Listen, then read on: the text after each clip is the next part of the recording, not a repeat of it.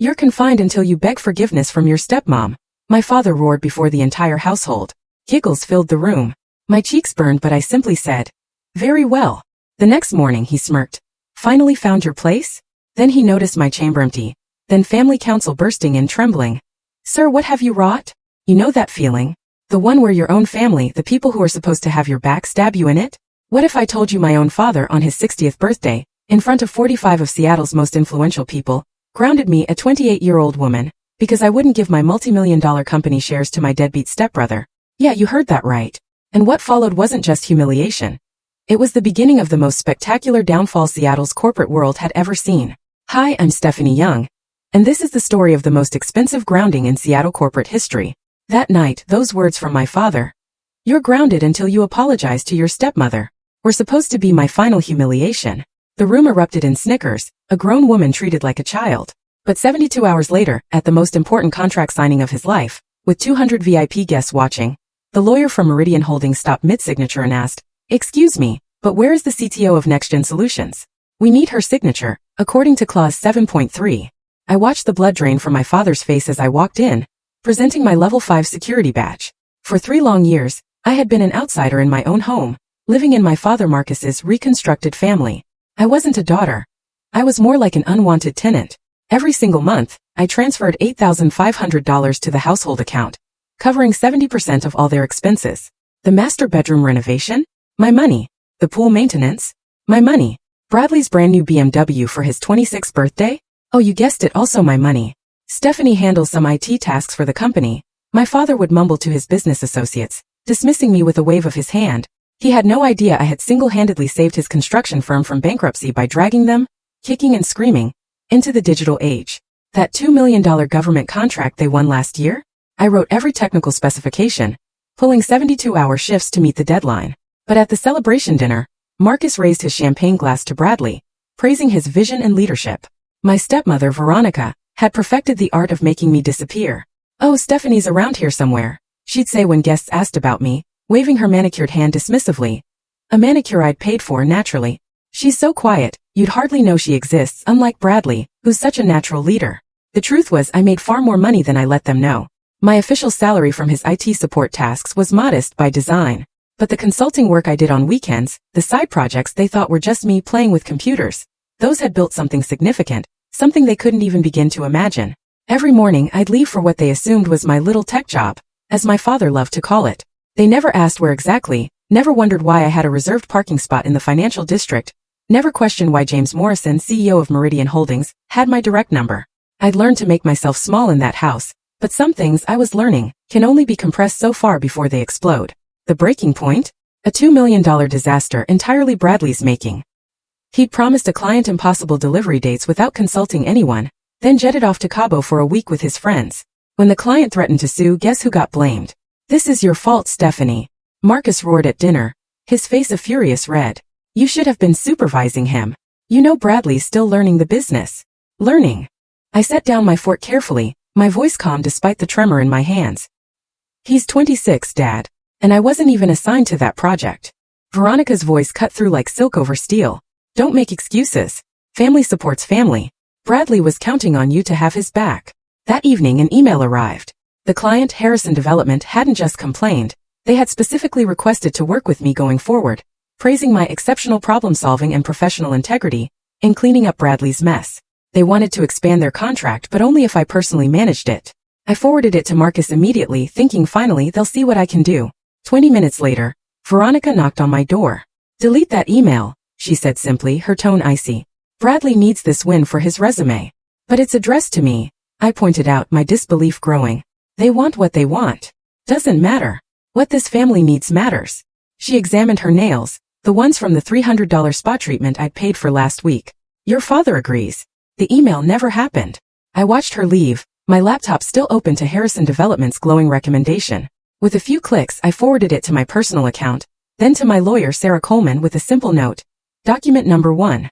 That email would never reach my father's inbox, but it would resurface eventually, in a room full of witnesses, when the stakes were infinitely higher. My weekends had become sacred territory, though my family never questioned why. "Stephanie's doing her computer things," Veronica would explain, making typing motions with her fingers like I was playing a video game. If they'd bothered to track my location, they'd have found me 20 floors up in the Rainier Tower, in an office with my name on the door. My real office. Not the converted storage room Marcus had generously given me at his company. The floor-to-ceiling windows overlooked Elliott Bay, and on clear days I could see all the way to the Olympics. James wants to confirm Monday's meeting. My assistant messaged me that Saturday.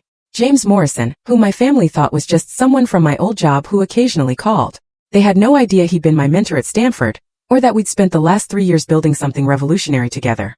The call came during Sunday dinner. Sorry, I said, glancing at the caller ID.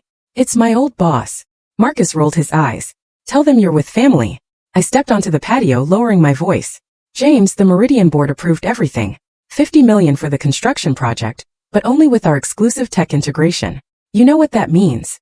The exclusive agreement stands? Ironclad. No next-gen, no deal. You still okay with the timing? I watched through the window as Bradley helped himself to thirds while Veronica praised his appetite for success. Marcus nodded along, oblivious. Monday's perfect, I said into the phone. I just signed something interesting actually. A new exclusive contract that goes into effect next week. Good, because this deal will change everything. As I ended the call, I noticed Marcus watching me through the glass, suspicion flickering in his eyes. But then Bradley said something and his attention shifted back to his chosen heir. Tuesday morning brought the ambush I'd been dreading. Veronica placed a stack of legal documents next to my coffee, her smile sharp as winter ice. Bradley's starting his investment portfolio, she announced. We need you to sign these transfer papers. I scanned the first page. Share transfer agreement. My stomach dropped. These are my NextGen Solutions shares, I said, keeping my voice level, though my hand trembled slightly. From a company I've been working with. They're worth about $2 million now. Veronica's laugh tinkled like breaking glass. Perfect. Bradley needs credible investments to show potential employers. Family helps family, remember. These shares could be worth $50 million after the IPO, I said quietly. Could be, Marcus emphasized, setting down his paper.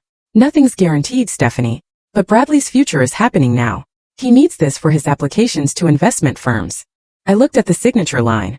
Once signed, everything I'd built would legally belong to my stepbrother, who couldn't even spell equity correctly in his last email.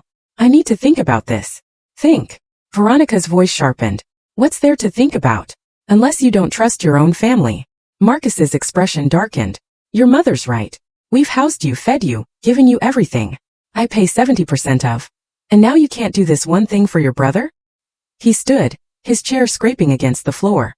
Sign it, Stephanie, by my birthday party this weekend, or we'll have to reconsider your place in this family. The threat hung in the air, heavy with unspoken meaning, as if I'd ever truly had a place. I understand, I said, sliding the papers into my bag. I'll give you my answer at your party. The memory hit me as I sat alone in my room that night, staring at the transfer documents. 5 years ago, right after Mom died, Dad had held my hand in the hospital parking lot. It's just us now, sweetheart, he'd said, tears streaming down his face. But I promise you, I will always be in your corner. Always. Even if the whole world turns against you, you'll have me. That man had disappeared the day Veronica walked into our lives with her perfect son and her perfect smile. The father who'd taught me to code, who'd celebrated when I got into Stanford, who'd called me his brilliant girl. That man had been replaced by someone who couldn't even remember what I did for a living. You're being dramatic again, had become his favorite response to any concern I raised. When Veronica moved my mother's photos to the basement, when Bradley was given the office I'd renovated, when my achievements were credited to others, you're being dramatic. I tried one last time that Wednesday night, knocking on his study door. Dad, can we talk? Just us. He didn't look up from his computer. If this is about the papers, there's nothing to discuss. Veronica's right. Family shares everything. But Dad, this is my work. My company. I built. You're being dramatic, Stephanie. There it was. Right on cue. Bradley needs this opportunity. You'll have others. You're resourceful. Resourceful? Like I was some kind of cockroach that would survive no matter what they took from me. Do you even know what I do, Dad? Where I work?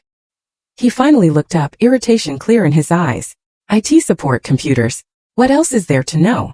I stood there for a moment, memorizing his dismissive expression. Nothing, Dad. There's nothing else you need to know. If you're watching this and have ever felt invisible in your own family, drop a comment below. Sometimes the people who should see us most clearly are the ones who refuse to look. Don't forget to subscribe if this story resonates with you, because what happens next will blow your mind. What my family didn't know was that NextGen Solutions was 6 months away from a $500 million IPO. As Chief Technology Officer and co-founder, my 15% stake would be worth $75 million. But more importantly, I'd built something that mattered. The board had been clear in our last meeting. Personal conflicts cannot affect the IPO. They'd seen too many startups destroyed by family drama. James had even pulled me aside afterward. Stephanie, I know your family situation is complex, but we need you focused. NextGen is bigger than any personal issue. He'd sent a follow-up email which I'd saved. Maintaining professional distance from conflicting interests is essential for our fiduciary duty to investors. Translation. If my family drama leaked into NextGen's business, I'd risk everything. Not just my money but the livelihoods of our 200 employees. The cruel irony? My father was about to stake his entire company on a deal with Meridian Holdings, never knowing that Meridian's contract specifically required NextGen's involvement. Clause 7.3, buried on page 47 of the agreement. Technical infrastructure must be provided exclusively by NextGen Solutions, with implementation overseen by their CTO. I'd helped write that clause myself 2 years ago when James first brought me in as a technical advisor for Meridian. Now it would determine the fate of my father's biggest deal. The question wasn't whether I'd sign Bradley's papers anymore. The question was, how much would my father lose when he discovered who I really was? Thursday's dinner became an interrogation disguised as family time. Veronica had strategically invited her sister and brother-in-law, creating an audience for her performance. Stephanie's being stubborn about helping Bradley, she announced, passing the salad with practiced innocence. We're just asking for one signature. Sign it, Bradley demanded, his mouth full of steak. Just sign. Marcus's fork hit his plate. I need more time to. Time for what? Veronica's voice dripped honey-coated poison. To consult lawyers? To scheme against your own family? That's not what I'm. Sign the papers, Stephanie. Marcus's voice had dropped to that dangerous, quiet tone I remembered from childhood. Sign them, or I'll assume you're not really part of this family. Her sister gasped dramatically. Surely she wouldn't betray family. What kind of person hoards success while their sibling struggles? The irony burned. Bradley had never struggled a day in his life, while I'd worked 18-hour days to build NextGen. If you don't sign before my birthday party, Marcus continued, I'll have no choice but to take action. You have 48 hours. What kind of action? I asked, though I already knew. I'll remove you from my will, for starters. And we'll need to discuss your living arrangements. Veronica smiled triumphantly. 45 people are coming to the party, Stephanie. Important people, business associates. You wouldn't want to embarrass the family in front of them, would you? I looked around the table at their expectant faces, their casual cruelty, their absolute certainty that I would fold. I understand, I said simply. 48 hours. As I left the table, I heard Veronica whisper to her sister. She'll sign. She has nowhere else to go. If only they knew I'd already gone 3 years ago. My hand shook as I called Sarah Coleman from my car, parked 3 blocks from the house where I no longer felt safe.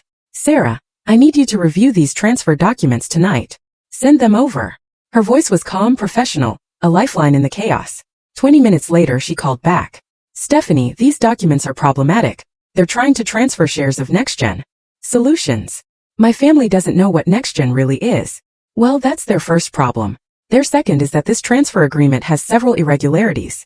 The valuation is listed at $2 million, but I can see NextGen's pre-IPO valuation is nearly $500 million. This could be considered fraudulent misrepresentation.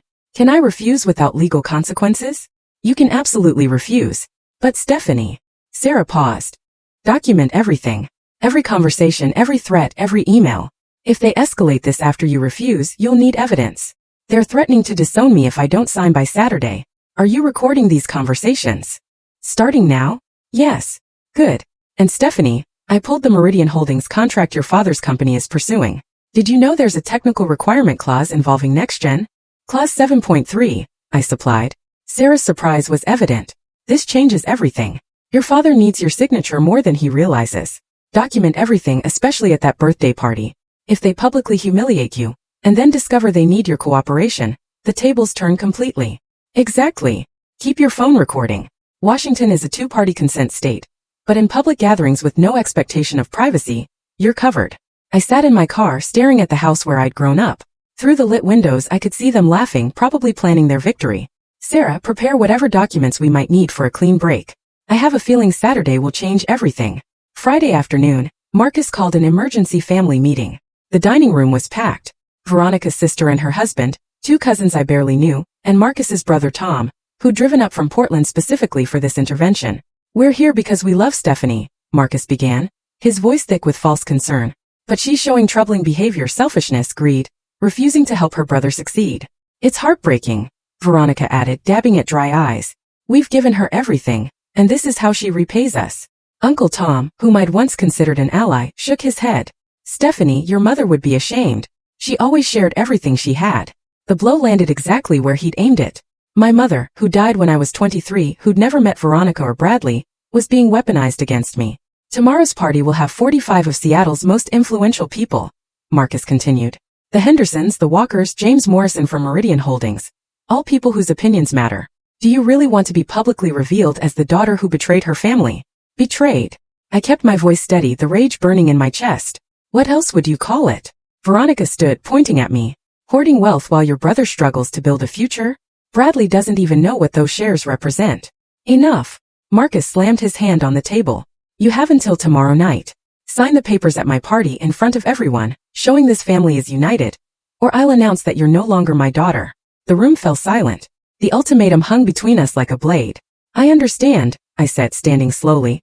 Tomorrow night, everyone will know exactly where I stand. Marcus smiled, thinking he'd won. He had no idea he'd just scheduled his own professional funeral. Saturday morning, I overheard the conversation that sealed their fate. Marcus was in his study on speakerphone, boasting to someone about the Meridian deal. $50 million, Tom. $50 million. Biggest deal in company history.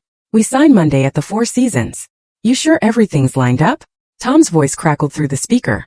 Everything's perfect. Even got their technical requirements sorted. Some startup called NextGen, but my guy knows someone there. It's handled. I froze in the hallway. His guy knew someone. Marcus had no idea that someone was standing 10 feet away. James Morrison personally called to confirm, Marcus continued. As long as we have the tech partner locked down, we're golden. Something about an exclusive agreement. Plus 7. Something. 703. 7.3. I whispered to myself. The signing ceremony will be huge. Marcus crowed. 200 guests, full media coverage, live stream for investors. This deal makes us players, Tom. Real players. Through the cracked door, I could see the contract draft on his desk. The same one I'd photographed Thursday night, where Clause 7.3 clearly stated, technical infrastructure must be provided exclusively by NextGen Solutions, with implementation overseen by their CTO. Marcus ended the call and noticed me in the doorway. Eavesdropping, he sneered. Just passing by. Big deal on Monday, huh? The biggest. His chest puffed with pride. While you're playing with your little computer job, I'm building an empire. Maybe if you showed more ambition like this instead of selfishness, Bradley wouldn't need your shares. Right, I said quietly. Your empire. He turned back to his papers, dismissing me. On his desk, next to the Meridian contract, was a printed email from James Morrison. The subject line was partially visible. NextGen Solutions integration confirmed for Monday. If only he'd read the signature line at the bottom of James's emails. C's. Young CTO, NextGen Solutions. My phone buzzed as I finished packing my room. James Morrison calling. Stephanie, about Monday's signing, James said. I need to step outside, I said quickly, seeing Veronica hovering nearby. Once on the patio, I lowered my voice. James, what's going on? Just confirming you'll be there. The board wants the CTO present for something this big. Clause 7.3 is ironclad. Without your signature, the deal's dead. My father has no idea who I am at NextGen. Still, Stephanie, he's about to find out in the most public way possible. Are you okay with that? I watched through the window as Marcus showed Bradley something on his laptop, probably the Meridian contract, teaching his chosen heir about real business. Actually, James, I said, a slow smile spreading across my face. It's perfect timing. Can you make sure the lawyers emphasize the exclusive agreement? Maybe have the notarized copy ready? The one we signed 2 years ago, making NextGen the sole technical provider for all Meridian construction projects. Your idea, if I recall? My idea, I confirmed, remembering the late nights spent crafting that agreement, never imagining it would matter this much. Monday at 3 Four Seasons Emerald Ballroom. The signing's at 3:30, but arrive early. Security will have your level 5 badge ready. James, I hesitated. Thank you for believing in me when my own family couldn't. Stephanie, you built half this company. You don't thank partners for recognizing reality. He paused. Is everything okay? You sound different. Everything's about to be exactly as it should be. As I ended the call, I noticed my father watching from his study window. He pointed at his watch, then held up 5 fingers. 5 hours until his party. 5 hours until the beginning of his end. The house transformed for Marcus's 60th birthday, like a stage being set for a tragedy. Caterers arranged champagne flutes, florists positioned centerpieces, and Veronica directed. Everything with the precision of a general preparing for battle. I made my own preparations. First, I photographed the Meridian contract draft on Marcus's desk while he showered, focusing on Clause 7.3. The words were beautiful in their simplicity. This agreement is contingent upon NextGen Solutions' exclusive participation. Next I called Sarah Coleman. I need the notarized exclusive agreement ready for Monday.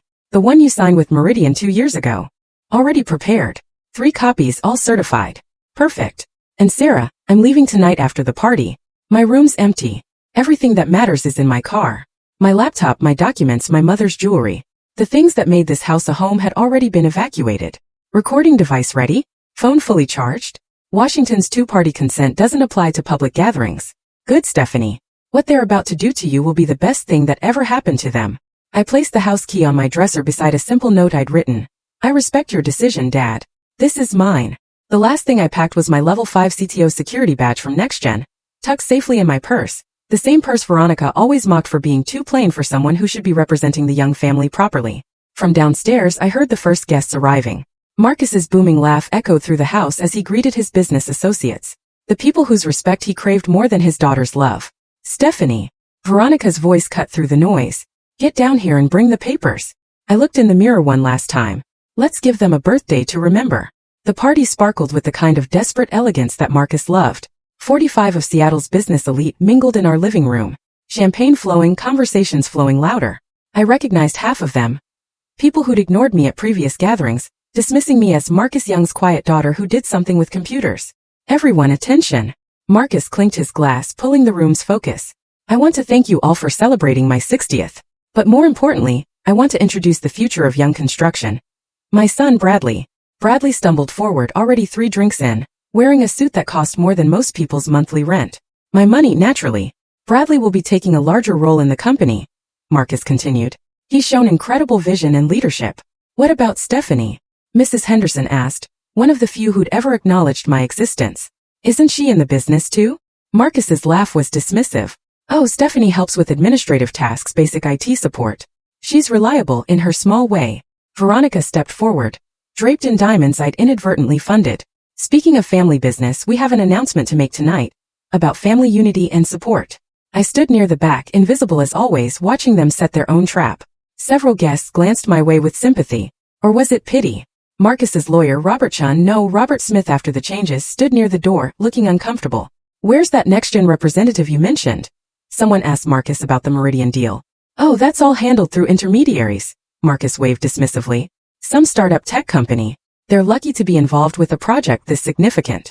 If only he knew that some startup was valued at $500 million and its CTO was standing 15 feet away, holding a glass of champagne she wouldn't drink. Before we continue celebrating, Veronica announced, her voice cutting through the chatter, we have a small family matter to address. Stephanie, sweetheart, would you come up here? Every eye turned to me. I walked forward slowly, my phone recording in my pocket. As you all know, Veronica continued, family is everything to the Youngs. Supporting each other, sharing success, lifting each other up. That's why we're so proud that Stephanie has agreed to help launch Bradley's investment career. I haven't agreed to anything, I said clearly. The room went quiet. Veronica's smile flickered, but held. Don't be shy, dear. Tell everyone how you're transferring your shares to help your brother. I'm not transferring anything. Marcus's face flushed red. Stephanie, we discussed this. You demanded it. There's a difference. This is embarrassing, someone whispered. You're right, I said, turning to face the crowd. This is embarrassing. Being pressured to give away $2 million in shares that could be worth $50 million after the IPO, to someone who's never worked a day in his life? Yes, that's very embarrassing. How dare you? Veronica stepped forward. After everything we've done for you. You mean after I paid 70% of household expenses? After I saved Marcus's company from bankruptcy? After I wrote the proposals that won him his contracts while Bradley got the credit? You ungrateful, Bradley started. Bradley, I cut him off, my voice sharp.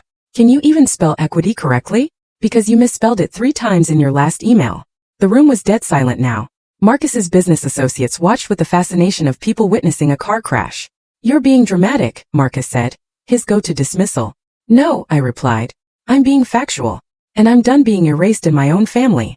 Marcus stood up, his chair scraping against the floor. The sound echoed in the silent room like a judge's gavel. Stephanie Young. His voice boomed across the room. You are grounded until you apologize to your stepmother. For a moment nobody moved. Then someone giggled. Then another.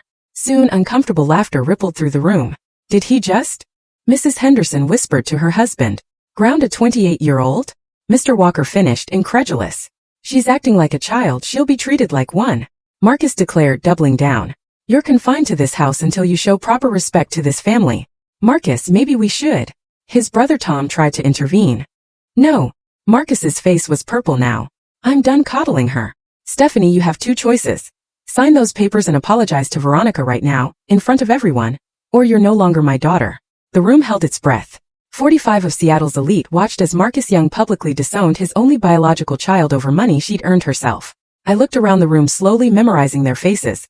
The shock, the judgment, the barely concealed excitement at witnessing such spectacular drama. These were the people Marcus wanted to impress more than he wanted to know his own daughter. All right, I said simply. Finally coming to your senses? Veronica smirked. No. I'm accepting his terms.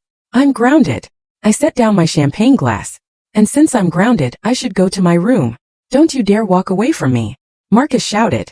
But I was already walking, my footsteps steady on the marble floor his construction company had installed with my money. Behind me, the party exploded into whispers.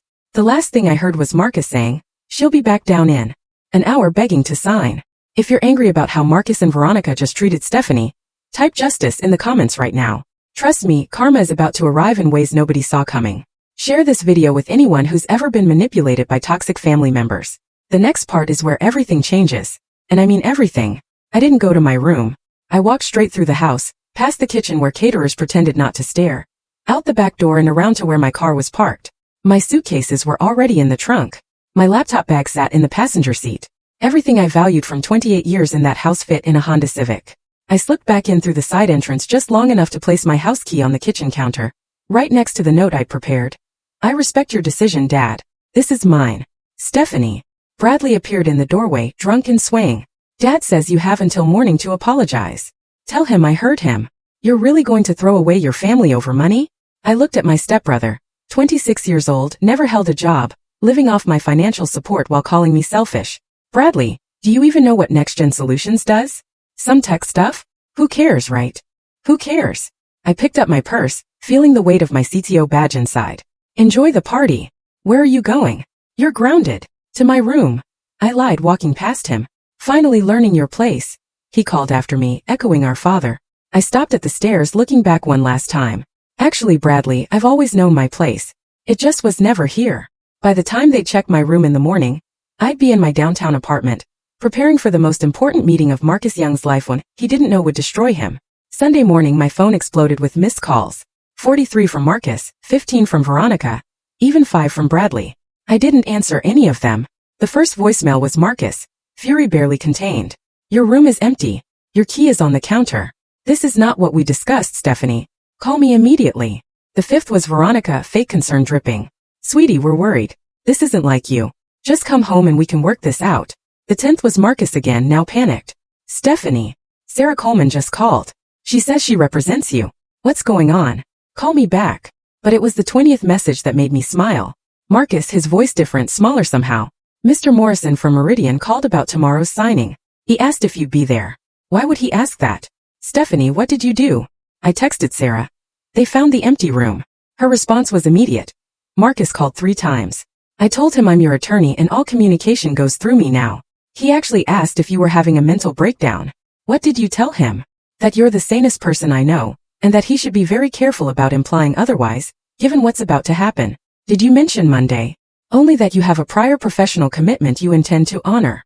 I spent Sunday in my real home. The downtown apartment they never knew existed. 2 bedrooms, floor-to-ceiling windows, the kind of place Marcus would have bragged about if he'd known his daughter owned it outright. Bought with my first next-gen bonus 2 years ago. James called that evening.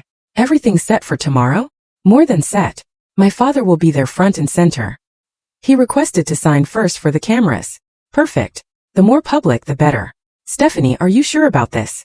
James, I said, looking out at the city lights. I've never been more sure of anything in my life. Monday, November 15th, 3 p.m. Four Seasons Hotel, Emerald Ballroom. The space was spectacular. Crystal chandeliers, floor-to-ceiling windows overlooking the sound. 200 chairs arranged theater-style, facing a raised platform where the signing would take place. Cameras were active for remote investors. I watched from the service entrance as Seattle's business elite filed in, tech moguls, real estate developers, city council members. Everyone who mattered in Marcus's world. This was his moment, his validation, his proof that Young Construction had finally made it to the big leagues. Marcus arrived at 2:30, Veronica on his arm, Bradley trailing behind in a poorly fitted suit.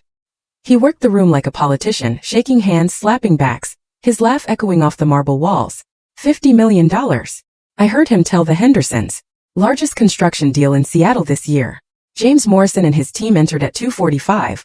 A phalanx of lawyers in perfect formation. The Meridian Holdings CEO commanded attention without trying, his presence shifting the room's energy. Marcus. James extended his hand. Ready to make history. Born ready. Marcus replied, chest puffed out like a peacock. Everything's in order. All requirements met. Everything's perfect. Marcus didn't notice James's slight frown. And your technical partner? They're confirmed. All handled. Marcus said dismissively. Some startup, but my people know their people. James's lawyer leaned in, whispering something. James nodded, his expression unreadable. Well then, James said. Shall we begin? They moved to the platform. Marcus took his position at the signing table, pen in hand, cameras flashing. This was his dream realized, the moment he'd worked toward for 20 years. He had no idea he was about to lose it all because he grounded the wrong daughter. Ladies and gentlemen, James Morrison addressed the crowd. Thank you for witnessing this historic partnership between Meridian Holdings and Young Construction. This $50 million project will reshape Seattle's skyline. Applause filled the room. Marcus glowed under the attention, Veronica beside him, playing the part of supportive wife perfectly. Bradley was already on his phone, probably posting about his father's success.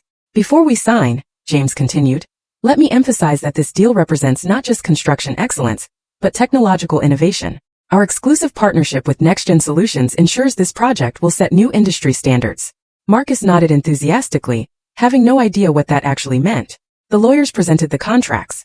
3 copies, pristine white pages with neat black text.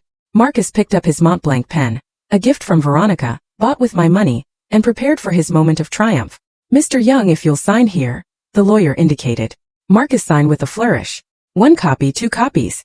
As he reached for the third, Meridian's head lawyer, a sharp-eyed woman named Patricia Coleman, held up her hand. We need to verify Clause 7.3 compliance first. Clause 7.3? Marcus's pen hovered. The NextGen Solutions exclusive agreement. We need their CTO signature before this contract is valid. The room murmured. Marcus's smile faltered slightly. That's just a formality. My people have been in touch with their people. It's not a formality, Patricia said firmly. It's a legal requirement. Without Stephanie Young's signature, this contract is void. The room went silent. Marcus's face went white. Who? Stephanie Young, Chief Technology Officer of NextGen Solutions. She needs to be here now. Every head in the room turned toward Marcus. 200 of Seattle's most influential people watched his confusion transform into horror. There must be some mistake, Marcus stammered, his voice cracking. Stephanie is my daughter. She works in IT support. She's not, she can't be. The ballroom doors opened. I walked in wearing my best power suit. The one I bought for NextGen board meetings, not family dinners. My level 5 security badge hung visibly from my lapel. Every step was measured, confident. The walk of someone who belonged in rooms like this. Good afternoon, Mr. Morrison, I said, shaking James's hand. Sorry I'm late. Traffic from the NextGen offices was terrible. Stephanie. Marcus's voice was barely a whisper. I turned to face my father, the man who'd grounded me 60 hours ago for refusing to give away my shares. The man who'd called me dramatic, selfish, ungrateful. Hello, Dad. I heard you need my signature. You're the CTO? Veronica had gone pale, her perfect composure cracking for the first time in 3 years. I pulled out my business card, placing it on the signing table. Co-founder, actually. James and I built NextGen together. The room erupted in whispers. Phones appeared, people Googling frantically. Within seconds, they found it. My LinkedIn, my Forbes features, the TechCrunch articles about NextGen's revolutionary platform. But you said you worked in IT support. Bradley blurted out. No, I corrected. Dad said I worked in IT support. He never asked what I actually did. I reached into my briefcase, pulling out the notarized exclusive agreement. This is the contract between NextGen and Meridian, signed 2 years ago. I'm the only person authorized to approve our involvement in Meridian projects. Marcus stared at the document, then at me, then back at the document. His $50 million deal, his moment of triumph, his entire future. All of it depended on the daughter he just publicly humiliated and disowned. Show them the documentation, James said calmly. I laid everything out on the table, each piece of evidence landing like a hammer blow. My CTO security badge, level 5, the highest clearance at NextGen. The original incorporation document showing me as co-founder with 30% initial equity, now diluted to 15%, worth $75 million at current valuation. The notarized exclusive agreement with Meridian, dated 2 years ago, requiring my personal approval for any construction project integration. Email threads between James and me discussing the technical requirements for Marcus's project, dated weeks before today. This can't be real, Marcus muttered, shuffling through the papers. It's all real, Mr. Young, Patricia Coleman confirmed. We verified everything. Your daughter is one of the most successful CTOs in Seattle. NextGen's platform is why Meridian chose your company. It was the only way to access their technology. But she never said anything. Veronica's voice pitched high with panic. I tried to tell you Saturday night, I said evenly. You were too busy demanding I give my shares to Bradley to listen. Someone in the crowd gasped. The Henderson family, who'd witnessed Saturday's debacle, were whispering furiously. The story was spreading through the room like wildfire. Marcus Young had grounded his adult daughter for refusing to give away shares in a company worth $500 million. Please, Marcus said quietly, his pride crumbling before 200 witnesses. Stephanie, please sign the contract. Why would I do that? I asked. According to you, I'm grounded until I apologize for keeping what I earned. According to you, I'm not even your daughter anymore. The cameras were still rolling. The live stream was still active. Thousands of investors were watching Marcus Young beg the daughter he discarded. Stephanie, sweetheart, Marcus's voice cracked, using an endearment he hadn't said in 3 years. You're my daughter. You'll always be my daughter. I was angry. I didn't mean it. You meant it enough to say it in front of 45 people, I replied calmly. This is ridiculous. Veronica stepped forward, desperation making her reckless. Just sign it, Stephanie. Stop being so vindictive. Vindictive. I turned to her. Like when you made me delete the Harrison Development email praising my work so Bradley could take credit. Like when you demanded I transfer shares worth $50 million to your son who can't even. Actually, Patricia Coleman cut in. Mr. Young, your stepson clearly doesn't understand valuations. NextGen is completing a Series D round at a $500 million valuation. Your daughter's shares are worth approximately $75 million pre-IPO. The number hung in the air. $75 million. More than Marcus's company had grossed in its entire 30-year history. Your worth. Marcus couldn't finish the sentence. About 10 times what you are? Yes, I let that sink in. The daughter you called dramatic. The one you said had a little computer job. The one you grounded like a child. Please, Marcus was begging now, pride completely abandoned. The company needs this deal. We've leveraged everything. Without Meridian, we'll go under. I know, I said simply. I've seen your financials. You bet everything on this deal. Then you know what you're doing to me. I know exactly what I'm doing. I picked up the pen, holding it thoughtfully. I'm showing you the same consideration you showed me Saturday night. The same respect. The same family loyalty. I set the pen down and signed. The silence in the ballroom was deafening. 200 people held their breath as I stood before the contract that would save or destroy my father's company. I won't sign this, I announced clearly. Marcus's knees actually buckled. Veronica caught his arm, her own face ashen. But I'll tell you why, I continued. It's not about money. It's not about revenge. It's about respect. I turned to address the room. These people who'd watched my humiliation and were now witnessing my vindication. On Saturday, my father told me that family shares everything. But sharing requires respect, trust, recognition that each person has value. For 3 years, I've been erased in my own home while building a company worth $500 million. We didn't know, Marcus pleaded. Because you never asked. You never wondered why I had weekend meetings. Never questioned why James Morrison had my direct number.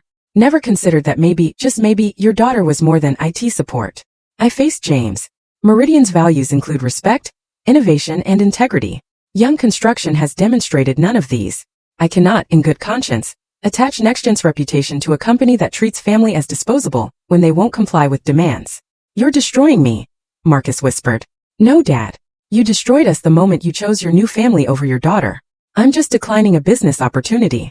I gathered my documents, placing them neatly in my briefcase. Mr. Morrison, NextGen remains committed to Meridian's other projects. We'll find you a construction partner who aligns with our values. Completely understood, James replied, his respect evident. I walked toward the exit, my heels clicking on marble. At the door I turned back one final time. Business is built on trust, Dad. You broke mine. That's a debt your $50 million can't repay. The aftermath was immediate and brutal. The deal is terminated, James Morrison announced to the stunned room. Meridian Holdings will not proceed without NextGen's participation. Wait. Marcus lunged forward, papers scattering. There has to be another way. We can negotiate. There's nothing to negotiate, Patricia Coleman stated. Clause 7.3 is non-waivable. Without Ms. Young's signature, this contract is void. The live stream chat exploded. Investors who'd been watching remotely were already pulling out. Within minutes, Young Construction's stock price began its death spiral. You can't do this. Veronica shrieked at James. One signature shouldn't matter this much. Your stepdaughter's signature is worth $50 million to you, James replied coldly. Perhaps you should have valued her accordingly.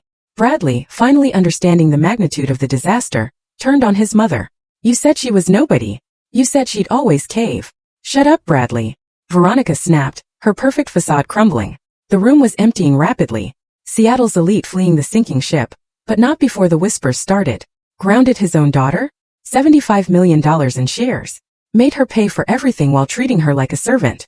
My God, the Harrison development contract. She saved that deal and they gave credit to the son. Marcus stood frozen at the signing table, staring at the unsigned contracts. His phone was buzzing incessantly. Board members, investors, creditors, all seeing the live stream disaster. Mr. Young, a reporter appeared, microphone extended. Seattle Business Journal. Can you comment on why you didn't know your daughter was CTO of NextGen? Is it true you tried to force her to give her shares to your stepson? That's not. Did you really ground a 28-year-old woman? The questions came like bullets, each one finding its mark. Marcus Young, who'd wanted nothing more than respect from Seattle's business community, had become its newest cautionary tale. By Tuesday morning, the professional execution was complete. The Seattle Business Journal ran the headline. Young Construction loses $50 million deal after CEO fails to recognize daughter's tech empire. Young Construction's stock price had dropped 40% overnight. Trading was halted twice due to volatility. The board called an emergency meeting for noon. I watched the news from my office at NextGen, feeling nothing but calm. Sarah Coleman called with updates every hour. The board voted Marcus out as CEO, effective immediately. 3 more contracts just canceled. Companies are citing reputational concerns. Bradley's job offer from Rainier Partners was rescinded. They saw the live stream. The live stream. That beautiful, damning piece of evidence showing Marcus Young begging his discarded daughter for salvation. It had been viewed over 2 million times in 24 hours. Grounded CEO was trending on Twitter. Forbes called requesting an interview. TechCrunch wanted a statement. The Wall Street Journal was preparing a piece on family dynamics and tech leadership. I declined them all through Sarah. My silence said more than any quote could. James Morrison released a statement. Meridian Holdings values partnerships built on mutual respect and recognition. We look forward to working with construction firms that share these values. Translation. Anyone who treated their people like Marcus treated me would never see Meridian money. By Thursday, the numbers were in. Young construction market cap down $200 million. Canceled contracts. 6 major projects. Board confidence vote. 12-2 against Marcus. Time from signing ceremony to termination. 48 hours. Marcus Young, who'd spent 30 years building his company, had destroyed it in a single weekend by grounding the wrong person. How does it feel? Sarah asked during our afternoon call. Like justice, I replied. Served with a full audit trail. The personal fallout was even more spectacular than the professional collapse. Veronica filed for divorce on Friday, less than a week after the signing ceremony disaster. Her lawyer's statement to the press was carefully crafted. Mrs. Young was deliberately misled about the family's financial situation and excluded from major decisions affecting household assets. Translation. She was abandoning the sinking ship and grabbing whatever wasn't nailed down. She's claiming I hid assets from her. Marcus told his brother Tom, who told his wife, who told everyone at her book club. She wants half of everything plus alimony. The irony was delicious. Veronica, who'd orchestrated the campaign to steal my shares, was now claiming she'd been cheated out of her fair share. Bradley's hit hard. The entry-level job he finally found, data entry at a small logistics company. Paid $35,000 a year. His Instagram, once full of luxury car selfies and VIP section photos, went dark. He asked if NextGen was hiring, Sarah informed me, barely suppressing laughter.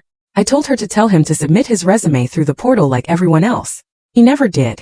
Probably couldn't figure out how to format it properly. The family who'd witnessed my humiliation scattered like roaches when the lights turned on. Uncle Tom stopped returning Marcus's calls. Veronica's sister unfriended everyone on Facebook. The cousins who'd lectured me about family loyalty pretended we'd never met. But the cruelest blow came from the social circuit. The country club suspended Marcus's membership pending financial review. The charity board's Veronica had clawed her way onto quietly requested her resignation. The holiday party invitations that once flooded their mailbox dried up entirely. Marcus Young had wanted respect from Seattle's elite. Instead, he'd become their favorite cautionary tale about hubris, greed, and the danger of underestimating your own daughter. The desperation began 2 weeks after the signing ceremony collapsed. First came the emails, 47 of them, each more frantic than the last. Stephanie, we need to talk. Please, this is destroying everything I built. Your mother would want us to reconcile. I'm sorry. I'm so sorry. Then the phone calls. My assistant kept a log. 83 attempts in 5 days. I didn't answer a single one. He tried showing up at NextGen's offices. Our security had his photo at every entrance with instructions. Do not admit. Do not engage. Call police if he refuses to leave. He stood outside for 3 hours yesterday, my head of security reported, just staring at the building. The flowers arrived daily. Expensive arrangements with increasingly desperate notes. To my brilliant daughter, I see you now. Please forgive a foolish old man. I was wrong about everything. I had them donated to the children's hospital. At least someone could enjoy them. Marcus even tried intermediaries. Uncle Tom called, sheepish and fumbling. He's really broken, Stephanie. Maybe you could just hear him out. Did you call him when he grounded me in front of 45 people? Well, no, but then we have nothing to discuss. The Hendersons, who'd witnessed both my humiliation and vindication, reached out more thoughtfully. We never knew what you'd accomplished. If you ever need references or connections, please don't hesitate. I appreciated their offer but didn't need it. NextGen's IPO filing would happen in 4 months. My net worth would cross $300 million. I'd built my success without family support. I certainly didn't need it now. But Marcus kept trying, each attempt more pathetic than the last, apparently unable to understand that some bridges, once burned, couldn't be rebuilt with apologies and flower arrangements. 3 months after the signing ceremony, my success became undeniable. Forbes 30 Under 30 featured me on the cover. The headline: the CTO who built a $2 billion company while her family thought. She did IT support. The profile was thorough, documenting my journey from Stanford to NextGen, the late nights coding while my family slept, the board meetings I attended while they thought I was playing with computers. But the line that went viral was James Morrison's quote: Stephanie Young built 60% of our platform architecture single-handedly. She's not just a CTO. She's a visionary who saw possibilities everyone else missed. The fact that her own father missed it too? That's his loss, not ours. TechCrunch followed up with a piece titled The $50 Million Grounding: How Family Toxicity Nearly Derailed Seattle's Next Unicorn. The tech community rallied around me in ways my blood family never had. Female CTOs reached out with support. Startup founders shared their own stories of family disbelief. A group called Tech Leaders Against Toxic Families invited me to speak at their conference. I declined the speaking engagement but donated $100,000 to their scholarship fund for young technologists escaping unsupportive homes. The IPO announcement came in March.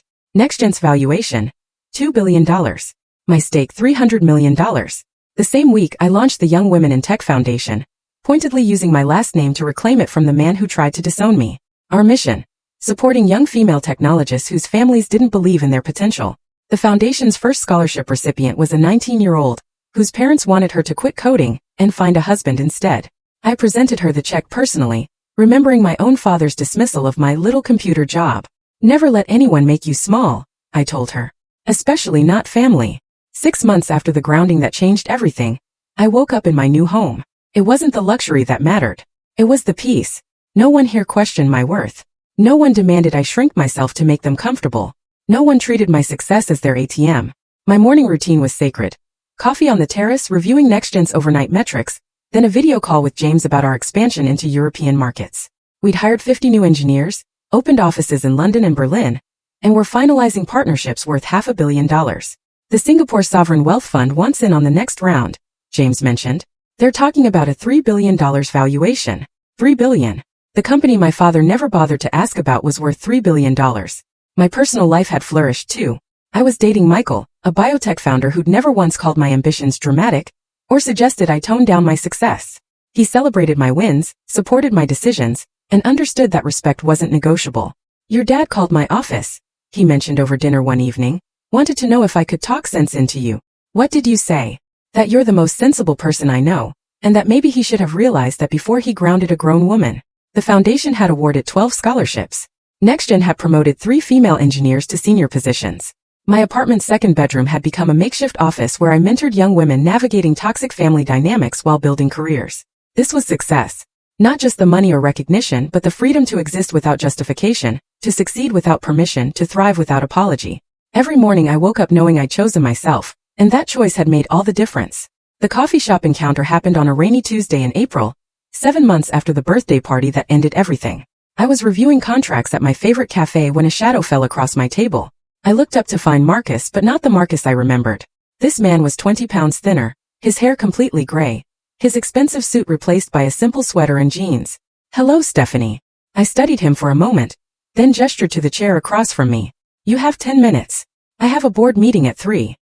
He sat carefully like he was afraid the chair might reject him too. You look well. I am well. The Forbes article. I read it. All of it. 3 times. And I'm an idiot. His voice cracked. I had a brilliant, successful daughter right in front of me. And I was too blinded by Veronica's manipulation and my own ego to see it. Veronica didn't make you dismiss me, Dad. She didn't force you to call my career little computer things. That was all you. He nodded, accepting the blow. You're right. I wanted so badly to build the perfect new family that I destroyed the real one I had. How's the perfect family working out? Veronica took half of what was left. Bradley won't return my calls. Apparently, I'm no use to him anymore. The house is in foreclosure. He laughed bitterly. The house you paid 70% of, and I'm losing it. I said nothing. His losses weren't my responsibility. I'm not here for money, he added quickly. I know that bridge is burned. I wanted you to know that I finally see you. Too late, but I see you. Your 10 minutes are up. So I saw and saw. Marcus started to stand, then stopped. Could we maybe try again? Not as financial partners. Not as anything except father and daughter. I closed my laptop, giving him my full attention for the first time in months. Under certain conditions, I said carefully. His eyes lit with desperate hope. Anything. First therapy. Individual and family counseling. You need to understand why you were so quick to erase me for your new family. I've actually started Dr. Martinez twice a week. That surprised me. Second. No business together ever. You don't get to profit from my success after dismissing it for years. Understood. Third. You acknowledge what happened publicly. As in asked. No rewriting history. No minimizing, no misunderstandings. You grounded your 28-year-old daughter for not giving away $75 million in assets. You own that. He flinched but nodded. Fourth, respect is non-negotiable. One comment about me being dramatic. One suggestion that I'm overreacting. One attempt to guilt me about family loyalty. And we're done. Permanently. I accept all of it. Fifth, this isn't a reunion. It's a possibility. We start with coffee once a month. Public places only. You earn trust back slowly if at all. Coffee once a month. He repeated. I can do that. I stood gathering my things. Next month. First Tuesday, same place, same time. Don't be late. Stephanie, he called as I reached the door. What you built at NextGen. It's extraordinary. You're extraordinary. I know, I replied simply. I always was. You just finally noticed. As I walked to my car, I felt lighter. Not because I'd forgiven him. Forgiveness would take years if it came at all. But because I'd set boundaries clear as code. Respect me or lose me. This time he knew I meant it. Looking back now, I realized that being grounded at 28 was the greatest gift my father ever gave me, though not in the way he intended. That humiliation in front of 45 witnesses wasn't just a breaking point. It was a liberation. For 3 years, I'd made myself smaller to fit into their narrative. I'd hidden my success, downplayed my achievements, and paid for the privilege of being ignored. The grounding freed me from the exhausting performance of being less than I was. Sometimes losing family means gaining yourself. The price of their acceptance had been my invisibility. The cost of their love was my self-worth. When Marcus grounded me, he thought he was putting me in my place. Instead, he released me to claim my actual place. At the head of tables he could never afford to sit at. Success, I learned, is the best revenge. Not because it hurts those who hurt you, but because it proves they were wrong about your worth. Every milestone NextGen hit, every award I received, every young woman our foundation supported, was evidence that their dismissal of me was their failure, not mine. But the most valuable lesson was about boundaries. Family doesn't grant unlimited access to your life, your money, or your achievements. Blood relation isn't a blank check for disrespect. No is a complete sentence, even especially to parents who believe their children owe them everything. My mother used to say, when people show you who they are, believe them. Marcus showed me who he was that night at his birthday party. Veronica revealed herself with every manipulative demand. Bradley demonstrated his character by taking credit for my work. I believed them, and then I chose to believe in myself more. Grounding me was supposed to break my spirit. Instead, it gave me wings. If you've made it this far in my story, you probably recognize something familiar in it. Maybe you're the overlooked daughter whose brothers get all the credit. The son whose parents call your dreams impractical. The spouse whose partner diminishes your career as a hobby. Here's what I need you to know. Your value doesn't depend on their validation. Document everything when dealing with toxic people. Save emails. Record conversations where legally allowed. Keep receipts not for revenge but for protection when they try to rewrite history. It's okay to choose yourself. You don't owe anyone access to your success, especially those who doubted you to achieve it. Family isn't a free pass to your bank account, your connections, or your emotional energy.